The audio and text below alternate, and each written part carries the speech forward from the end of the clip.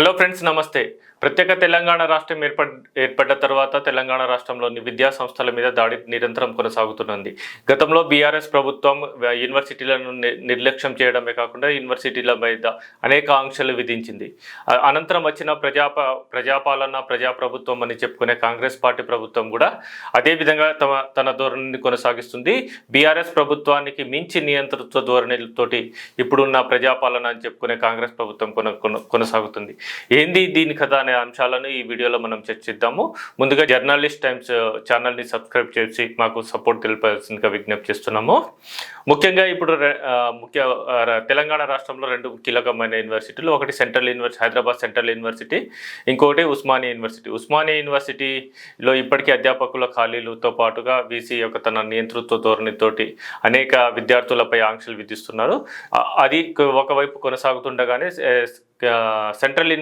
Hyderabad central యూనివర్సిటీలో కూడా రాష్ట్ర ప్రభుత్వం అప్పుడు దాన్ని ఏర్పాటు చేసినప్పుడు దానికి 2500 ఎకర్స్ భూమిని కేటాయించారు. ఈ 2500 ఎకరాల భూమిలో కేవలం విద్యా అవసరాలకు మాత్రమే ఉపయోగించాలని, భవిష్యత్తులో కూడా విద్యా వ్యాప్తికి దీన్ని యూనివర్సిటీని ఎక్స్పాండ్ చేసే విధంగాను చేసే ఆలోచనతోటి ఎంతో ముందు చూపుతోటి అప్పటి పాలకులు సెంట్రల్ యూనివర్సిటీకి అంత భారీ స్థాయిలో భూములను కేటాయించారు.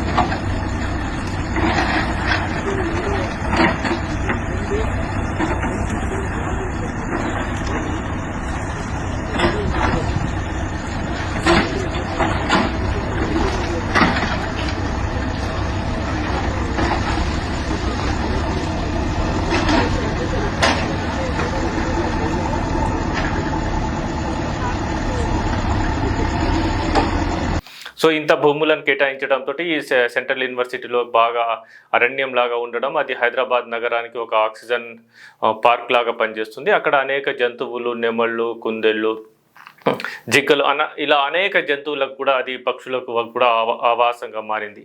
సో ఇదంతా ఒక ఎత్తు అయితే, ఇప్పుడు రాష్ట్ర ప్రభుత్వం సెంట్రల్ యూనివర్సిటీకి సంబంధించిన దాదాపుగా 400 ఎకరాలు కంచగచ్చిబౌలిలోని సర్వే నెంబర్ 25లో 400 ఎకరాల భూమిని టీజీఐఐసికి కేటాయించింది. ఈ టీజీఐఐసికి కేటాయించడంతో విద్యార్థులు ఒక్కసారిగా ఆందోళన బాట పట్టారు. ఈ ఆందోళన బాటలో భాగంగా విద్యార్థులు తమ యూనివర్సిటీ భూములను కేవలం ప్రైవేట్ వ్యక్తులకు కానీ వేరే విద్యా సంబంధ విషయాలకు కాకుండా వేరే వాటికి ఉపయోగించడం భావ్యం కాదని, ఖచ్చితంగా ఈ యూనివర్సిటీ భూములను భవిష్యత్ తరాలను దృష్టిలో ఉంచుకొని యూనివర్సిటీ ఎక్స్పాండేషన్ కోసం కావచ్చు, లేకుంటే పర్యావరణ పరిరక్షణ కోసం వాడాలి, కానీ ఇట్లా ఇండస్ట్రియలైజ్ డెవలప్మెంట్ కోసము ఈ భూములను వాడకూడదు. ఎందుకంటే రాష్ట్రంలో ఇప్పటికీ చాలా భూములు ఉన్నాయి, అక్కడ వాటిని కేటాయించవచ్చు అని వాళ్ళు డిమాండ్ చేస్తున్నారు. యూనివర్సిటీ భూములను ఖచ్చితంగా విద్యా అవసరాలకే వాడాలి, ప్రైవేట్ వ్యక్తులకు దాన్ని ఎట్టి పరిస్థితుల్లో అడ్డుకుంటామనేసి వాళ్ళు ఆందోళన చేస్తున్నారు. అయితే ఇక్కడ ఆలోచించదగ్గ విషయం ఏంటంటే, ఆందోళన చేస్తున్న విద్యార్థులపై పోలీసులు చాలా తీవ్ర స్థాయిలో విరుచుకోపడి వారిని మెడలు పట్టుకొని అరెస్ట్ చేశారు. ఈ అరెస్ట్ను అన్ని పార్టీలు ఖండించాయి. విద్యార్థులను అడ్డుకోవచ్చు, కానీ ఈ భారీ స్థాయిలో గిట్లా అరెస్ట్ చేయడం అనేది మాత్రం భావ్యం కాదు. ప్రజాపాలనని చెప్పుకునే రేవంత్ రెడ్డి గారి ప్రభుత్వము ఈ విధంగా విద్యార్థులపైన, విద్యార్థినులపైన ఇట్లా కర్కశంగా ప్రవర్తించడం అనేది దారుణం. అయితే ఈ భూముల విషయంలో ఖచ్చితంగా ప్రభుత్వం నుండి కానీ టీజీఐఐసి నుండి కానీ ప్రకటనలు ఆ భూమి ప్రభుత్వాందే, ప్రభుత్వ భూమిని తమకు కేటాయించారని చెప్తున్నారు. యూనివర్సిటీ అధికారులు రిజిస్టర్ కూడా ఒక ప్రకటన విడుదల చేశారు.